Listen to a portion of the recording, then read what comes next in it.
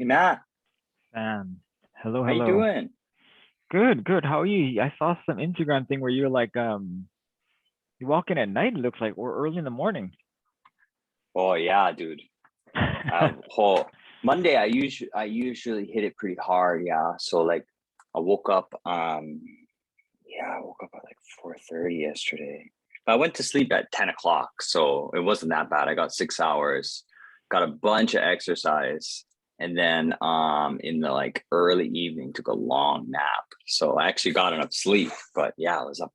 I love that time of day anyway, so it's cool. Yeah, yeah. I don't know if you remember, I used to wake up like at what, 3:30 or 2:30, depending on when Yeah, the to catch market the opens. market. Yeah. Right. Cool. Yeah. I'm Sorry. I'm testing out a new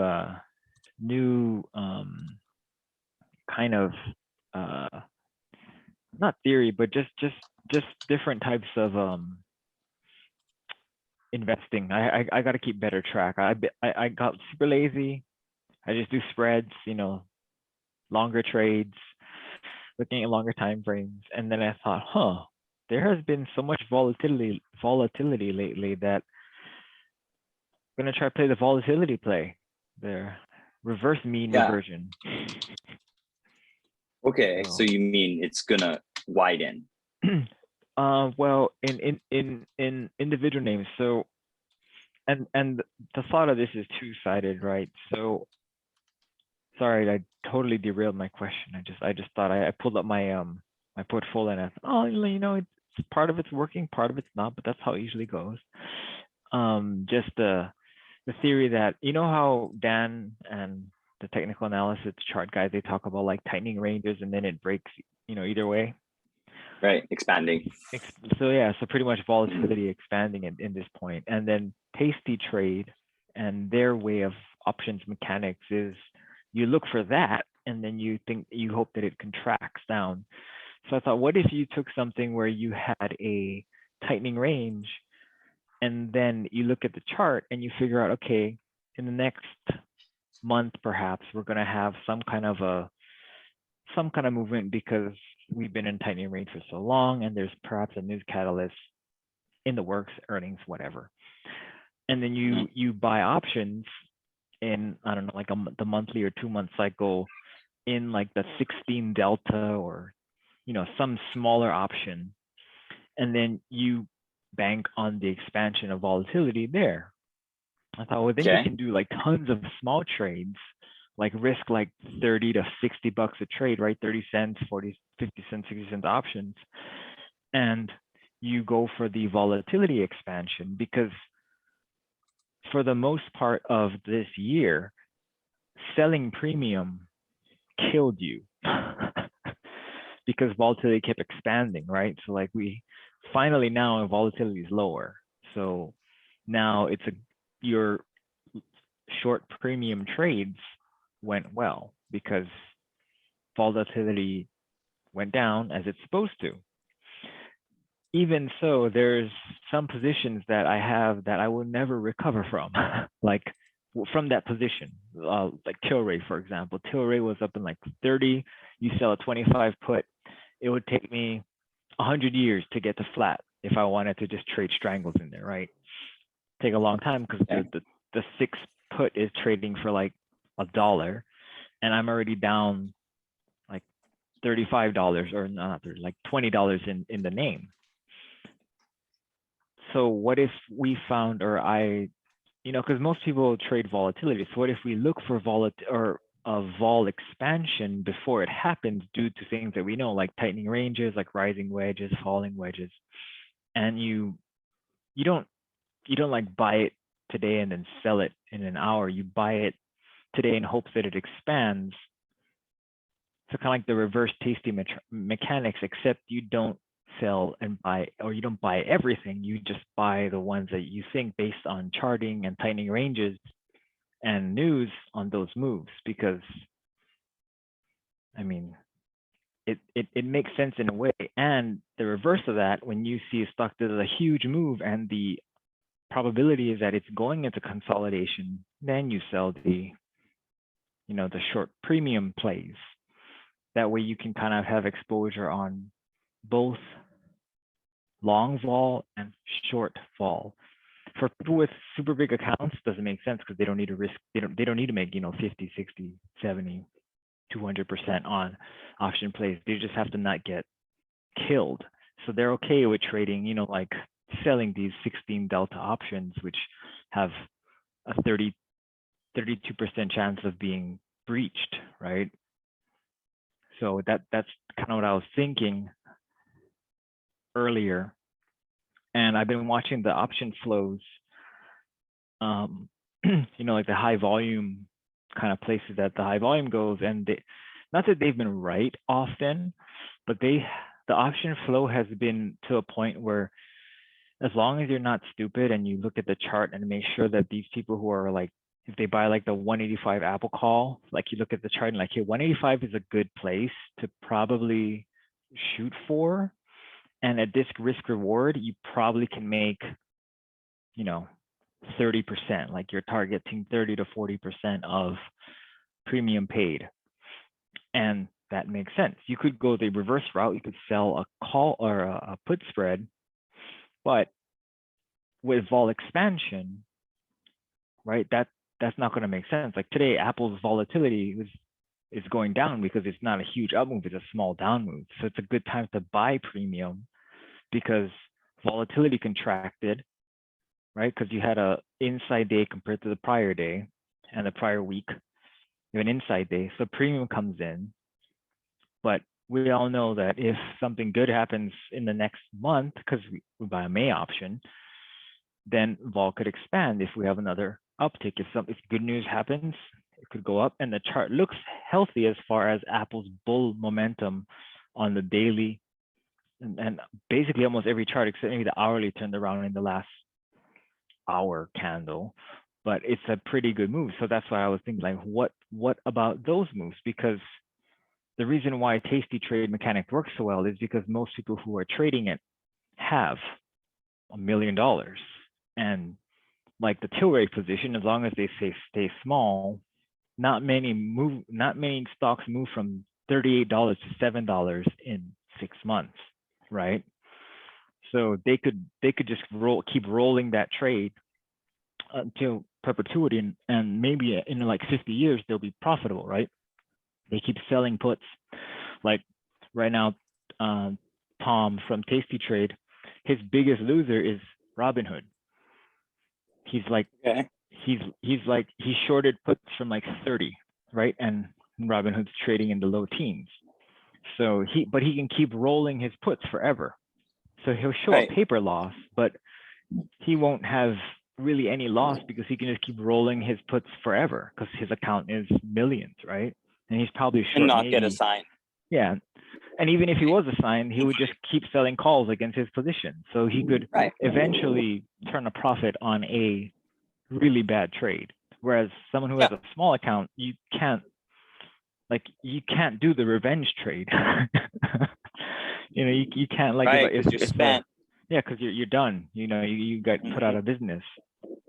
So it's just something I'm trying to track now. Yeah. It works. Yeah. I'd rather trade the outright futures, but not everything has futures. Oh, you'd rather just trade all futures? Yeah. Interesting. Yeah, they should come out with more futures products. Yeah. They have more futures options now too. Yeah. The Bitcoin and Ethereum options came out. Cool. And I saw they have micro Bitcoin, right? Mm-hmm. That the options are on the micro Bitcoins. Cool. It's nice. Cool. Let me see if the options came out yet. Yep, the options are out. Not much volume though. Let me check. Let me see. Open interest. Yeah, no more. Any open interest? Barely anything. But look at that. If you wanted to sell some calls in Bitcoin, you could sell the 50,000 calls for. Ooh, that's not very much. 50,000 calls for like $5. That's not even worth it. You risk. Oh, that's 2 standard deviations away. That's why. Oh, no wonder. I'm in the weeklies. There we go. Let's go to the monthly. May 27. If I wanted to sell the 50,000 call, it's trading at 257. That doesn't make sense. The margin must be wrong. It says if I sell a $50,000 Bitcoin call, my BP, my buying power effect is only $1. Will it let you execute that? I don't know. I don't want to try and then I don't want that position. Yeah, I don't want this position. But that doesn't make any sense at all. It's trading at 45.7 is Bitcoin's spot price on the futures. If I sold a strangle, I could sell it must be broken, because I can sell a strangle according to the platform and only put up $1. Wow. Yeah, no, that's not right. So that's a technical. Yeah, it's not gonna let me push it through. Almost guarantee it's not gonna let me push it through. Yeah, it says incorrect order type. So it's probably just marking. They probably just loaded the symbol on, but didn't actually support any trades going through yet. But it looks pretty good. You can sell strangles in Bitcoin, and Ethereum is even smaller, right? So yeah, the Ethereum product must be like super small. I don't know. Just something interesting. Just new ways to play, new ways to express ideas. I think it'll be good. Right. It makes me want to look at charts more for coins. But anyway, how's the diet going? I saw you posted pictures, getting me motivated. Oh yeah. Looks like I lost some weight. Yeah. Not only did you lose 40 pounds? 35. 35. Yeah, dude. That's good. Then just go to show that diet, 40, exercise. I guess so, 40. Yeah. For me this time it was. Oh, sorry. Go ahead, Matt. I was gonna say you're obviously not taking anything, medicinal. Oh, what do you mean? Like steroids or something? Yeah, like testosterone or anything. You're not on any. No, I'm not doing anything. Well, I supplement. Yeah, well, so, it's not like you're getting medical testosterone prescribed and. No, you might be on some I'm not doing that. Root or herb or whatever that supposedly helps boost male performance or whatever that stuff that they have in those men's supplements. I'm taking DIM. I forget exactly what it stands for, but it's extracted from black pepper, and so that's supposed to help the body metabolize free estrogen. So that's about as close as I'm getting to, TRT or whatever. I don't think I have, I don't grow much facial hair even after some time, but I don't think I have a testosterone problem. Yeah, that's all that over the counter stuff. If it worked like they claim it would work in the in their ads, then we'd have a lot more in shape people in the world. Yeah. Well, I do feel like the DIM might be helpful. A lot of these kind of supplements, I sort of, I read some research, whatever, watched some videos about them and sort of chose things a little bit. I forget all the science behind it, but at the time of purchase, I was convinced. And I am a skeptic as well when it comes to, especially these concoctions that they put together. I like to just have, certain, basic things by themselves, like creatine. Creatine's fantastic, boy. Oh yeah. I remember taking it, as some kind of fruit punch drink or something in high school when I was lifting. But I heard some pretty convincing arguments about how it really is effective, not just for performance or not just for adding water to your muscles, but that actually creatine is really can be very important for the sort of mitochondrial process, right? Energy, yeah. What is it, ATP and I got a The B plus in ATP, chemistry, the but Krebs cycle. Well, you're not gonna learn about the yeah. Krebs cycle in regular chemistry. You gotta go biochem for that. So Yeah. it cleaves two, something into two, and Mhm. half of it gets wasted, but creatine allows you to capitalize on that wasted portion of energy, right? So there's been some research that really indicates it helps with like mental acuity. Have you heard Wow. any of this before? Not mental acuity, but I mean, Yeah, if your because energy cycle is up, then for sure the brain mhm, needs a lot of energy. right. So I'm not sure which thing it is. Also, alpha GPC as a source of choline. Hmm. So those two are actually something I'm using just as much for their sort of I don't know how to pronounce it. Nootropics, Yeah, nootropic, and I think it's nootropic, called nootropics, like something is new nootropic. versus Yeah, old. Yeah. yeah. So I'm into that. I feel just a little bit sharper,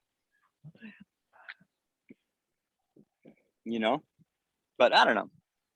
Yeah, that. But yeah, mostly just exercise, counting everything, trying to get adequate protein.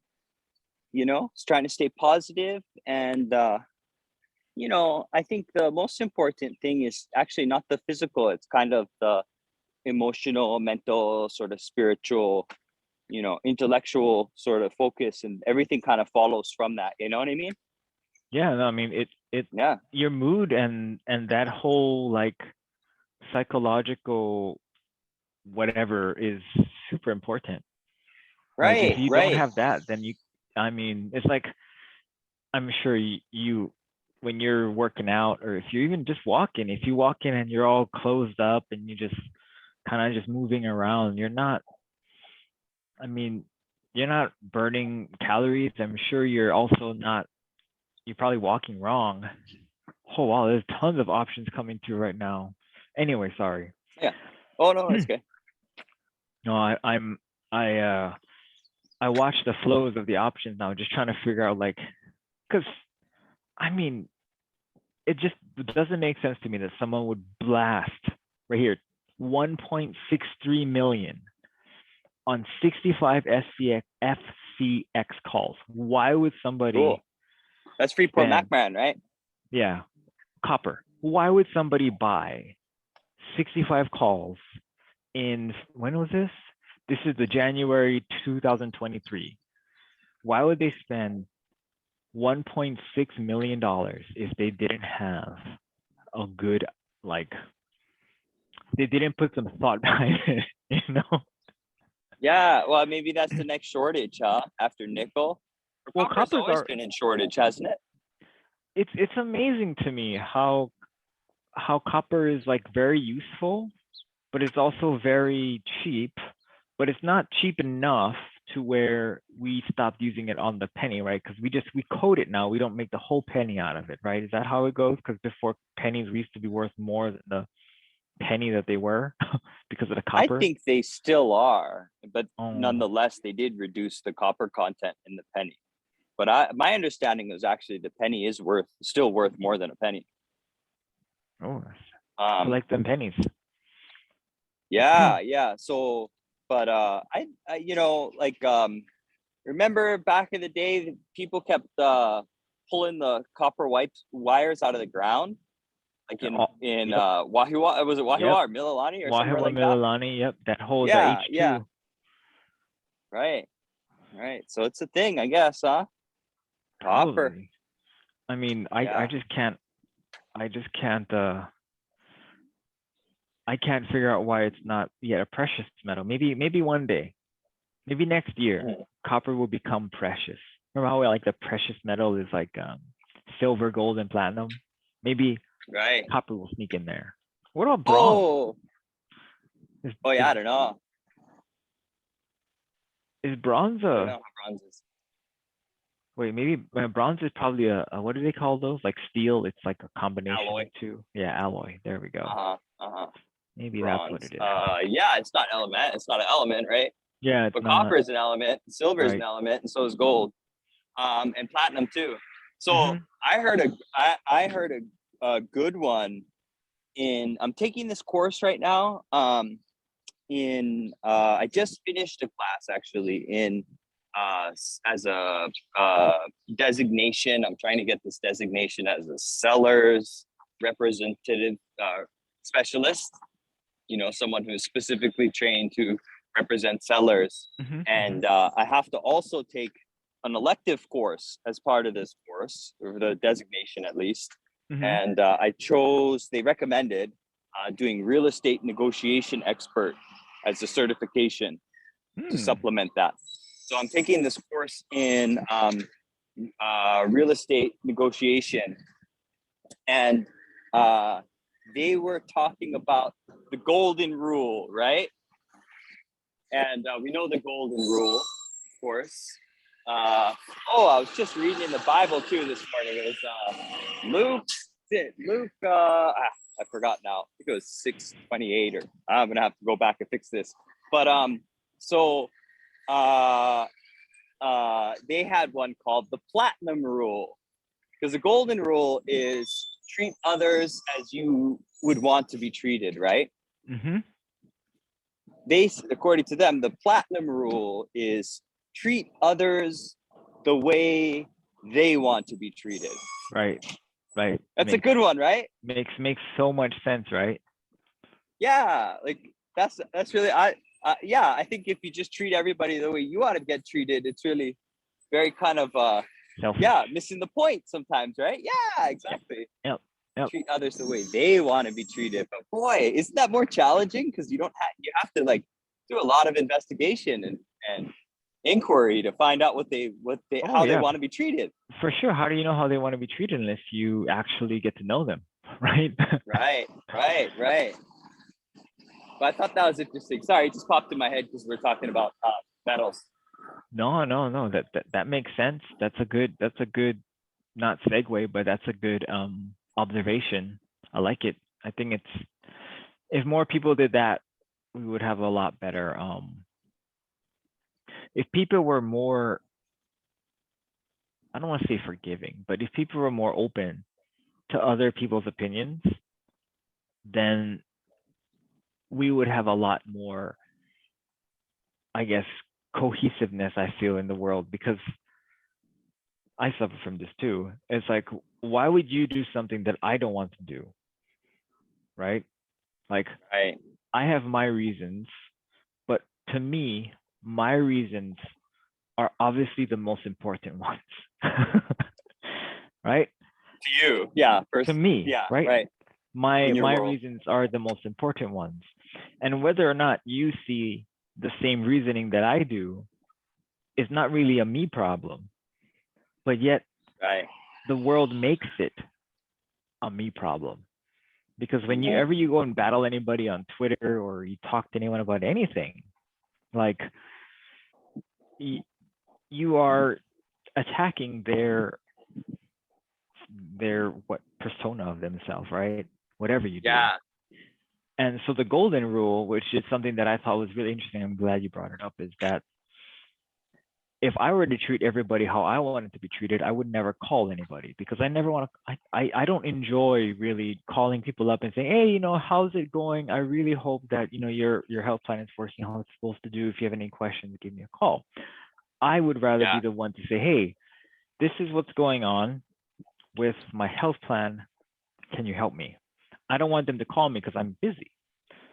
But some people, and a lot of people, like that. Hey, it's Matt again. I'm glad that your health plans must be working out. You haven't called me with any issues yet, and this just a check-in. So I do a monthly check-in with my clients. I send them an email and I do a short video, right? Just so that they can have some kind of a connection, right? And for those who that don't have email, I'll give them a call. But if I were to use the golden rule, I wouldn't, because I've never. Have you ever called your health insurance plan for fun? No. They don't call me either. Right.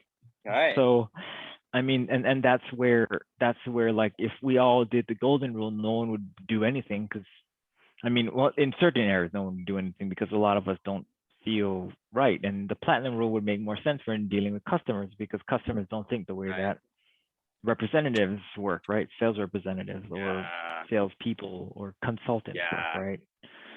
But it's a real paradigm shift. I think it goes hand in hand too with, what they were saying, which was that you need to remember not to start doing what you think is best for them.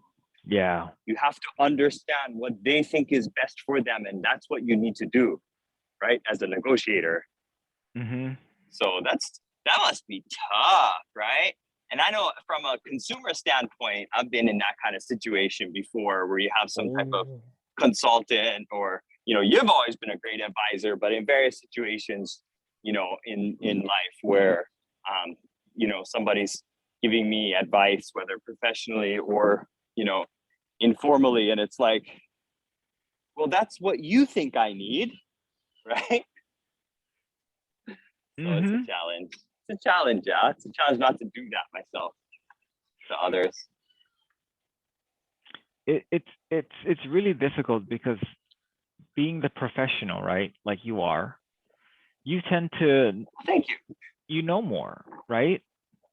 I mean, Yeah. be honest, you know more than the average person in your field, right? Maybe not in everything, maybe not in everything, Right. but in your field, In your specialty, in right? your specialty, Yeah, right? absolutely. You know more, so you want to impart your knowledge, wisdom, whatever we're gonna call it, onto the customer or onto your client, but Right. that might not be what they want. They might have their own idea of their priority, right? I mean, we all have Maslow's basic, but once we get to the self-actualization, if someone who is self-aware is talking to you and you're telling them something that they don't agree with, nothing you say is going to matter. Nothing. Right. Because it doesn't jive with their self-image and self-actualization. So what then? Do you just give up? I'm sure the class would have taught you that you have to listen. Sometimes, yeah, no, sometimes you do have to, right? Like, if you can't come to any agreement about I agree there, what the price should be, and you honestly believe it's going to be, not like clearly a very bad idea to go with whatever. Like, their home is worth $1 million, and they're saying, well, we need to list this for $4 million. I don't care if I have to wait 5 years on the market or something like that. So there are occasions, right, where you need to just walk away because the writing's on the wall already. It's not going to go well. Yeah. Right. I mean, yeah. Before you enter that relationship, yeah. But then once you're in it, right? So. Yep. Yeah, man. Okay, let's switch gears again too. What? Because we didn't talk about this last week, right? But oh my goodness, did we talk about Will Smith last week? We did not. We did not, right? Even my daughter's saying everybody in the whole world, she's 10 years old, just everybody in the whole world's talking about Will Smith slapping that guy. What's your take on that whole scene, man? Did you watch that? I watched the I know his name's Chris Rock. That's what my daughter said. Yeah, Chris Rock. Yeah, you watched the scene, right? I watched the scene. I love Chris Rock. I love Will Smith. Both of them. And being on the topic of, since you brought religion in, I'll just talk about so Denzel Washington, right? Denzel Washington. Yeah. That's the point. Yeah. You're going right where I was going. He came out and he actually not really addressed it, but he talked about how the only way to really get through this is to pray. He said he doesn't know what happened, what went through either of their minds, but he says if you're doing everything right, the devil will come after you. It's when you do everything wrong, the devil will leave you alone. So no one really knows where you are at any given point in that spectrum, right? Whether or not you're going to be tempted by, I don't really like the idea of the devil. I think it's just your internal greed and all those 7 deadly sin things. So whether it be wherever you fall in that spectrum of lust, gluttony, like problems, kind of and then like well. And if you get too far on either side, then something will happen, because you tend to, like a rubber band, right? Like stocks. It's like you get stretched out so much and you're gonna rubber band back, right? Like short squeezes and things like that. So Right. the only thing you could do is really just pray about it. And it's funny that he said that, because Will Smith actually addresses Denzel Washington in his acceptance speech. Yeah, that's the part that blew me away. What Denzel said, right? Like you just paraphrased it, right? And it was something like it's at your highest moment that the devil will come in. Mm-hmm. Yeah, Right. because don't you think? I mean, of all people, right? Like who are gonna walk up on stage at a worldwide televised award ceremony, like, don't you think it would be like one of these people who's a rap artist who had lots of swears in their songs or talked about violence or Yeah. something like that? Like, I mean, he seems like a nice guy too, but like, wouldn't you see like Snoop Dogg, like 50 Cent, somebody like that, like walk up on stage and, slap Chris Rock? It had to Yeah. be Will Smith, who I don't know if he ever cussed in any of his rap songs. I can't think of one. Mm-hmm. Mm-hmm. I mean, he's got the cleanest lyrics. Less than a month ago, I was walking around with my daughter and I gave her one of my earphones so we could listen to music together. And she wanted to listen to hip hop. So I was like trying to turn her on to Will Smith because I knew that's the one where it's like they're not going to be cussing in the music. Mm-hmm. Not that I'm I'm a potty mouth myself, quite frankly. So don't get me wrong, okay? I am Mm-hmm. throwing stones in glass houses, but what I'm saying is, of all people to walk up and perpetrate violence at a award ceremony, how could it be Will Smith? Yeah, you wouldn't think it would be him, right? I Obviously. had to, so that was like what you said, how Denzel was talking about the devil will sneak in at your highest moment, right? The most opportune That's for time. sure. Yeah, Yeah. that's for sure. The other thing too, I think that Will Smith it just seemed that way when he was like kind of trying to explain himself. I was watching this great YouTube video from some body language Oh yeah. analyst, and he Is was that the talking. guy who's Did you watch that one? kind of, yeah, I think so. It's like a 20-minute video, and he's very good Yeah. about talking about how, like, his jaw moves and he's rigid and his nostrils are flared. Yeah. Yeah. Okay. Right. I've seen that. The Yeah. theme, the theme of the video was, the title was related to whether or not the whole thing was staged. Staged. Yeah. Yeah, I had staged in the top. So, but the other part that had hit me really, and it was kind of my own interpretation of it, though. I guess maybe that's what he's clearly saying. I don't know. He seems in that moment to have still been playing the part. I haven't seen the film yet that he won the award for, but you know what I'm saying? Like that was somebody who defended their family or whatever. Mm-hmm. Like he almost took on that character again when he was at the award ceremony. Didn't it seem that way? Like almost like, okay, like he just internalized his character so much that in that moment when he saw his wife was like so dejected or whatever, and she's got alopecia or whatever like that, right? Mm-hmm. So he just sort of it was like he was back on set for a second, right? And I mean, not so far away because he's at the award ceremony for the same thing with all the lights in the crowd and everything like that. Right.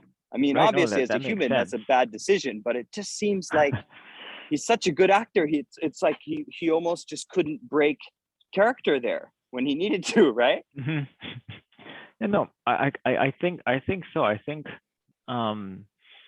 he, Will Smith kind of,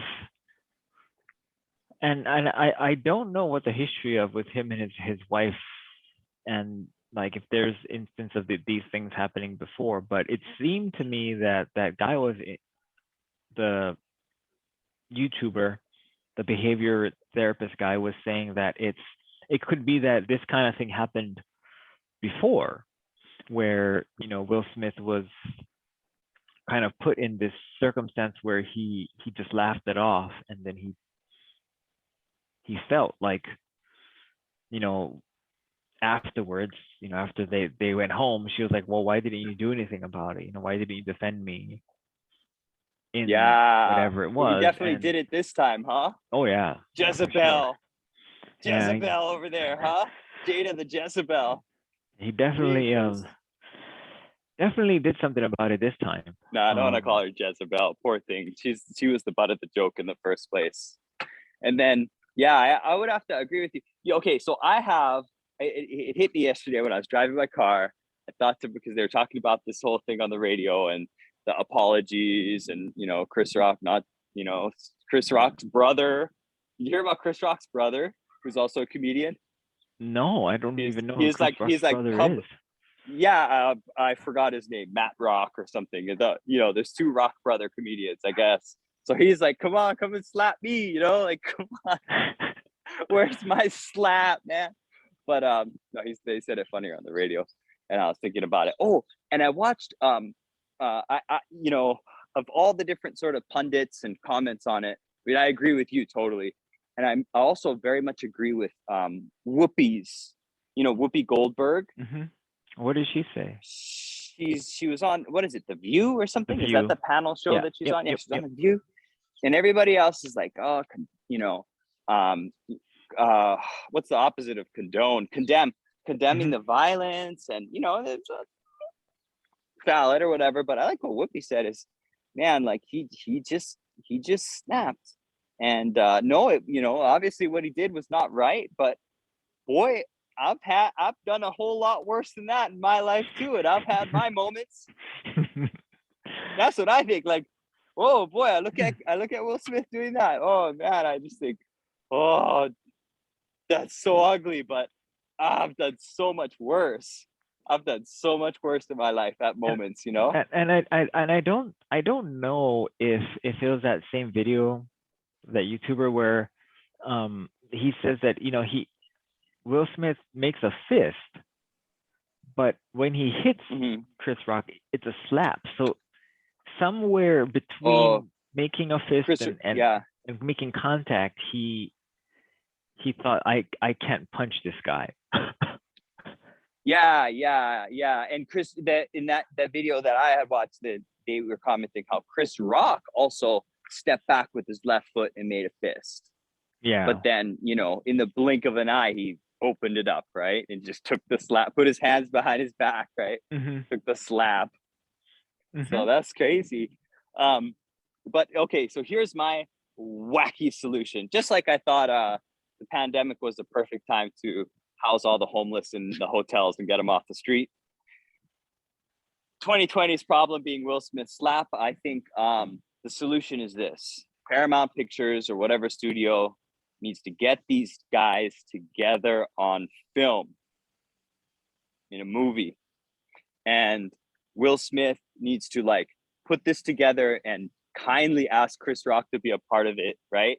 And Mm-hmm. in the movie, in some climactic scene, Chris Rock needs to just slap Will Smith across the face, right? So that public kind of humiliate.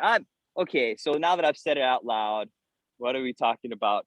Of course, Chris Rock has already done the best thing by turning the other cheek, right?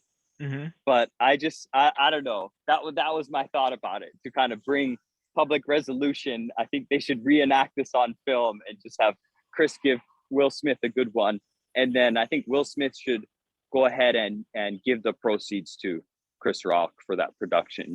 Put in some time to sort of apologize, and maybe they can raise some funds for something charitable along the way.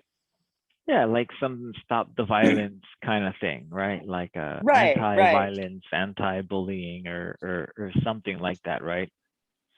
Yeah, something where we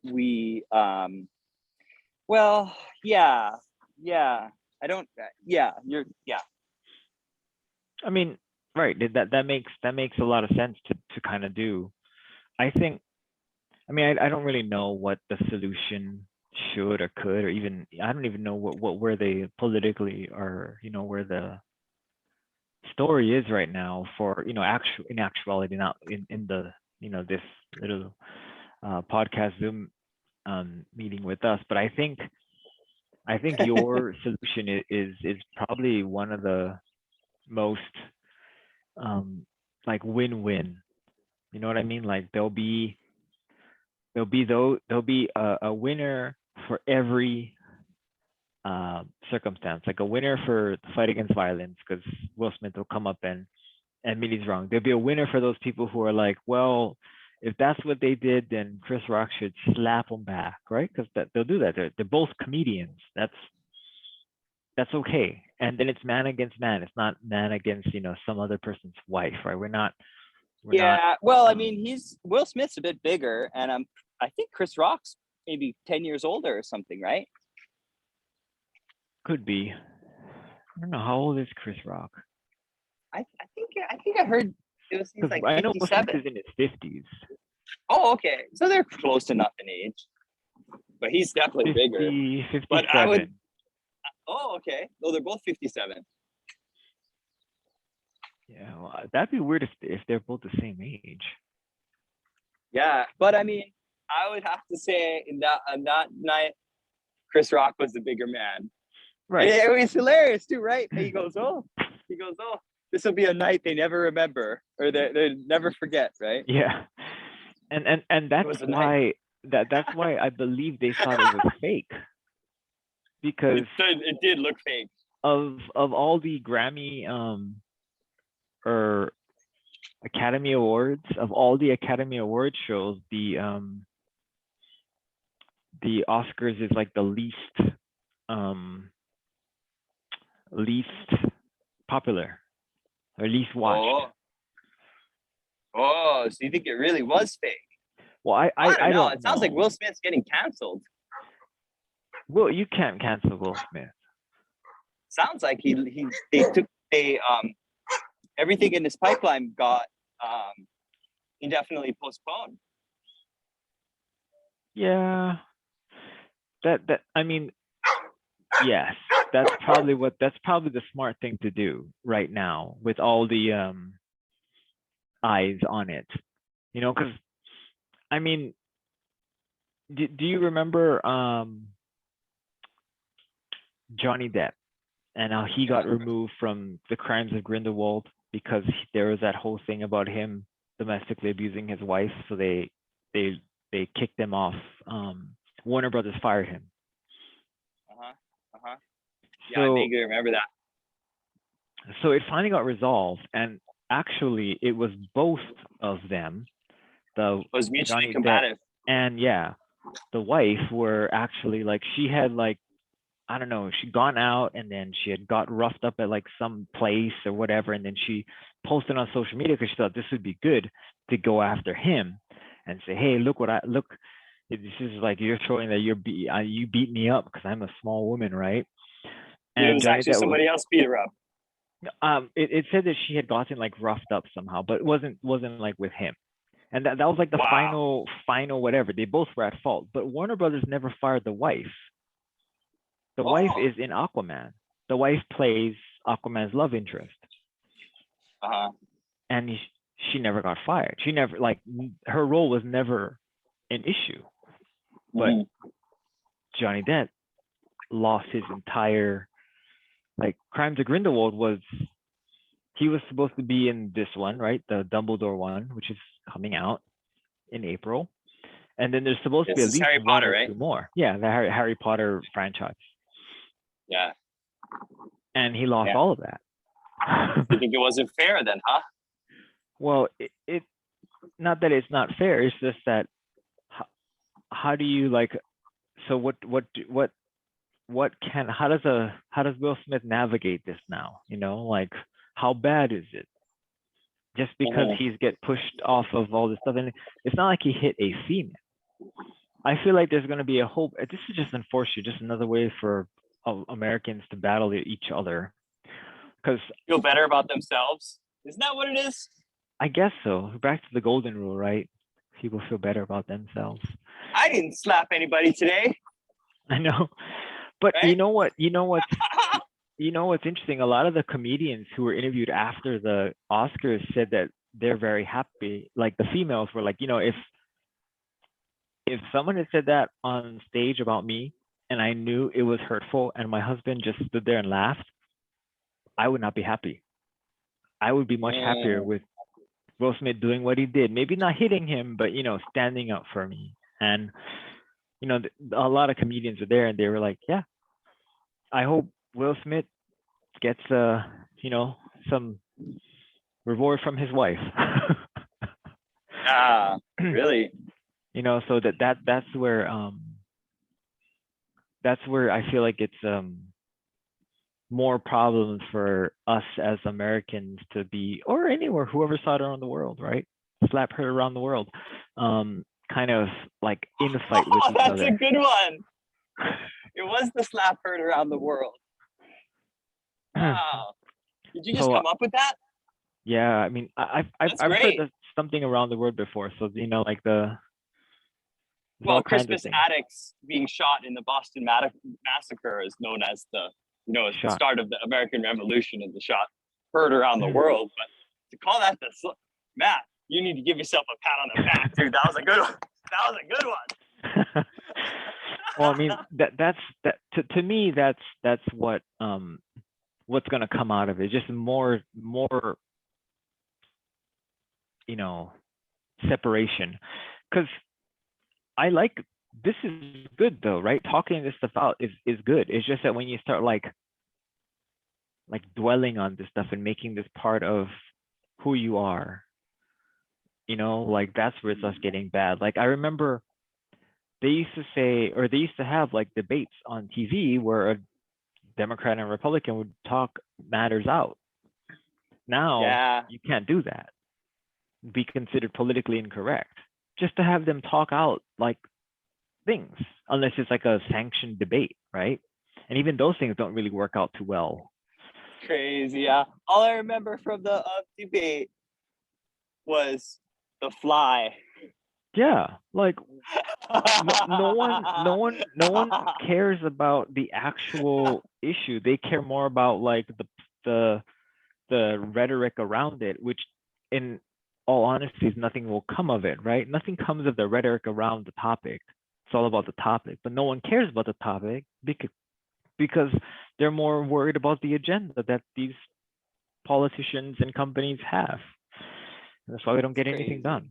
You remember, when we were kids, and then it was, who was it? Like Bush versus Clinton? No, it was, and they had when Ross Perot was running. Oh yeah.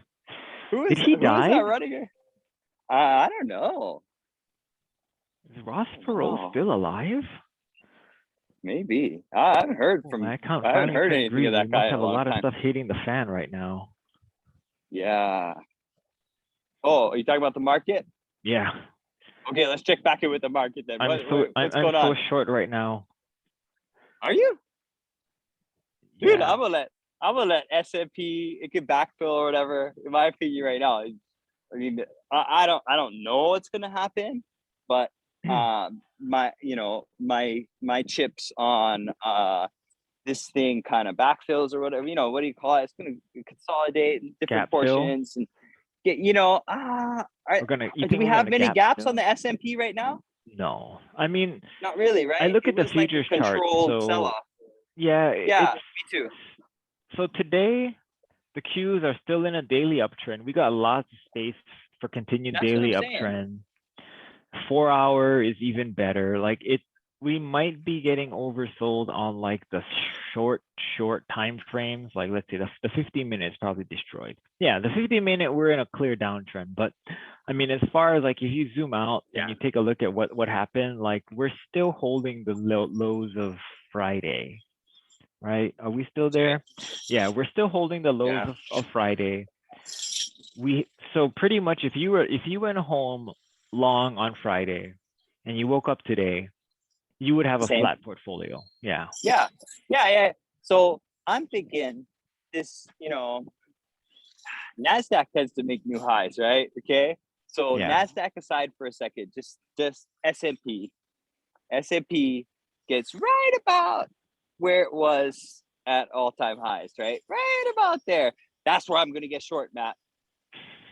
I'm not getting short before then.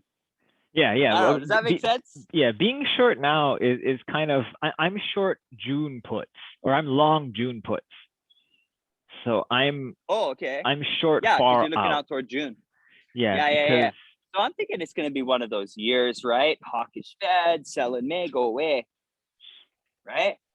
yeah, I'm thinking we're the puts I have on are in real estate and in where's my other puts? In Oh, in you in know, emerging banks. Well, not emerging banks, that's not a good so name for it, but so foreign do you banks, non-US do you banks. eh, I mean, well, uh, real estate's tricky, right? Depending on what part of that industry you're in. Like, if you're in mortgages, like that's pretty good right now, right? It's got a bright future, doesn't it? Because interest rates are going up.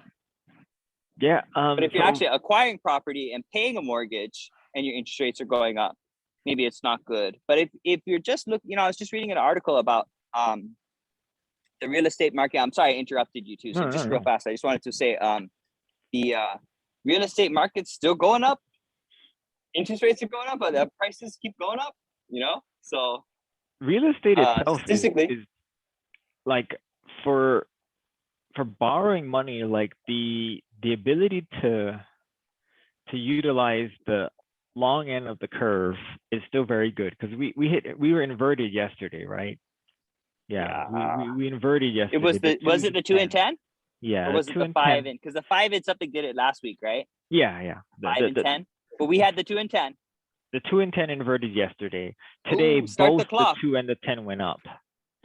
So we're not Oh, okay. inverted anymore, But the but inversion is a leading indicator of yeah, the predicted like conditions what six months out of from now, yeah, five right? out of six recessions were because of. But recession is an economical term. Stock market rally is a business forward looking projection, right? The stock market isn't the value that we see today; it's the value that we see tomorrow, based on business conditions, which are reflective of economic conditions, but do not dictate whether or not stock market goes up. Because as if we know, COVID-19 hit, market has been hitting all-time highs this entire 2 years. So if we were to gauge the stock market based on the economic performance, we would be very wrong, right? Mm-hmm. So for me, the reason why I look at why I'm short IYR. So IYR is a REIT index, Yeah. and the reason why I'm short IYR is because I think that the asset price of the real estate in the REITs are overvalued right now based on cash flow. So that's my thing. And technical analysis, there's tons of selling pressure, like right here, right at the 110. And that's probably why we're down to 109 today. But it's right around here, and I feel like it's going to drop to about 100 to below 100 by May, due to probably the lagging indication of what's happening in the interest rate market to the new housing. I guess you could call it housing supply. I feel like the housing supply will increase faster than the demand will increase, especially now because everyone who needed to buy a house bought their house. Everybody now who is looking to Oh, buy a house I is don't. go ahead. Yeah. Okay. Sorry. Go ahead. Go ahead and continue speaking. I'm sorry. I didn't I'll mean to jump in. I want to comment. I want to comment on that after. Yeah. So my idea anyway is that the people who are looking to buy houses now, who are just getting in now after hearing about everyone who bought their house, it's going to be a little bit more.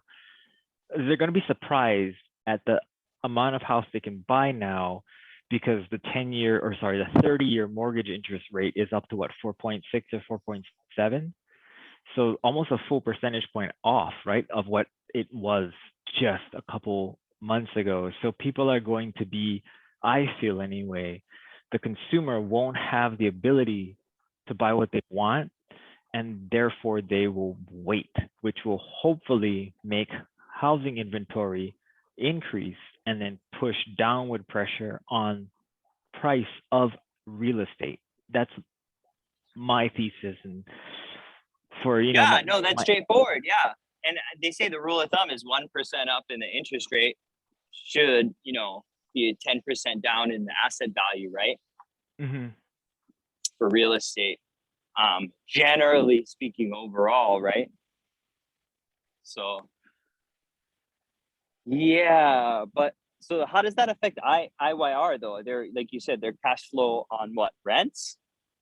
Well, IYR is a REIT Is it index. ETF? Yeah. Yeah.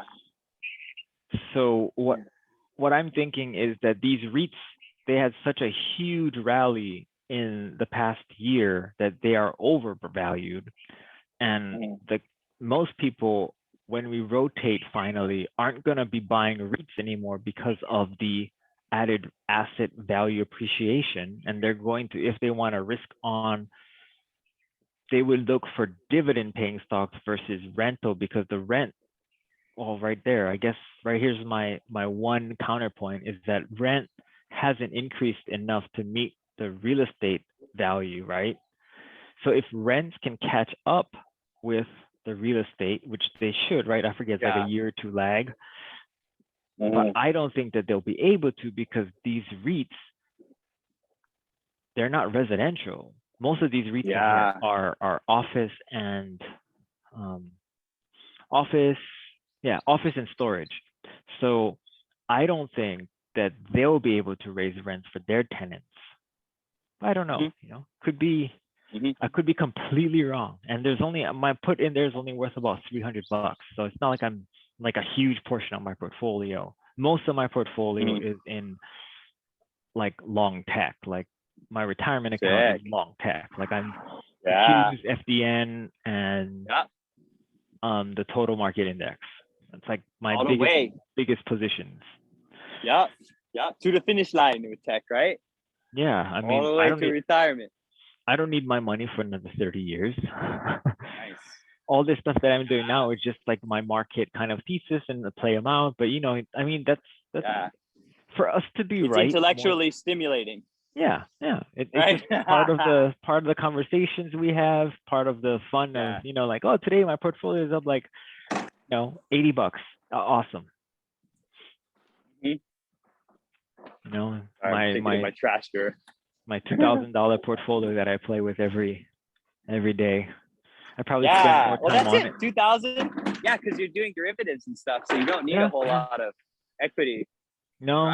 And then the way I look at it is that, like, these portfolios that I have that are just to like have ideas is almost like trying to blow up my portfolio by like seeing how stupid you can be, right? Because most times you think, well, people like us, retail people, right, we're dumb, right, compared to all these people on TV. So if I can create a portfolio like of trades that make money, then what do you need TV for? What do you need all these financial gurus for, right? Right. Yeah, you get that dialed in, you'll be set. Who knows? Kids and grandkids and that's the main point, right? You just gotta be lucky like once or twice. Then you should just stop. Be an outlier once or twice, and then just stop and do what everyone else does. That sounds like gambling, Matt. Hey, it's like what Kramer said about winning the lottery, right? What's that? If you win the lottery, I didn't hear that one. If you win the lottery, don't invest in the stock market. Yeah, really. You've already won one. So if you win the lottery, buy art, real estate, property, and like bonds, I think he said. That's all you need. So don't buy anything else. Yeah. I guess it depends how much you won, right? If you won 500,000. He was saying like if you won like, I think it was like $18 million or something. Some like state lottery in New York, I guess. If you won that, like if you won $18 million, then your main goal is just not to lose it. Yeah, really. Market ended. Green day today for me. Wow, good for you, man. I can't say the same. I had too much in AMC and GameStop. Hey, lots of AMC calls. No, that's AMD. GME calls are. Yep, people are bullish still in GME. Got a lot of put selling. It hit that moving average today, AMC. Could be a lot of the algos. That's why I trade pretty damn. Sorry, my language. The algos trade really close. And this is my problem. I saw that natural gas is the one equity or one security I will not trade ever again. But God, the chart today I know, looks so good, and I was like, oh, I just buy a call. Did I just buy a call? Just do it. No, I didn't. I Never wanted say to, but never, Matt. yeah. Never say never. Yeah. I looked at it Yeah. and I was like, oh, geez, this is for bull patterns. This is a great bull pattern. The narrative makes sense. Commodities are on a roll. Nat gas has been quiet for the past, like 3 or 4 months. Even Wow. the oil has Yeah. taken off. Mhm. And today, I think, what did it end like at 6 something? What's nat gas Wow. today? NG. What did NG end at today? Oh, not that. That's NBG. NG. Yeah, 6.03. Nice. Yep. It went today. It opened today at 571. Had almost a 30-cent move. That's Oh. huge for natural gas. Right. Right. Yeah, that's a crazy one. You don't expect it this time of year too, right? You're always expecting that surge in the winter season, yeah? As Yeah. people have to heat their homes and stuff. They always talk about that, right? But then the thing is unpredictable, yeah? Natural gas. Well, I It drives think me somebody crazy. said natural gas is still like one of the main raw products that they use to create electricity. And if it's a hot summer, then electricity will be used to For power AC. ACs. So Yep, they said yep. that it could be, that could be a good reason why natural gas has a good story. But I don't know. Fair enough. The chart looked pretty dang good this morning. I just didn't want Mm. to take it because I was like, oh, I lost enough money in natural gas. Yeah, yeah, yeah. Sometimes you gotta turn away lest you be turned to a pillar of salt, yeah? Yeah, Yeah, for sure, yeah. for sure. Right, right. Well, hey Matt, All right, I'll let man. you go. I'll see you again next week, man. Shoots, you have a good day. Thanks again. Yeah, Keep you too. walking. Thank you. Shoots, will do.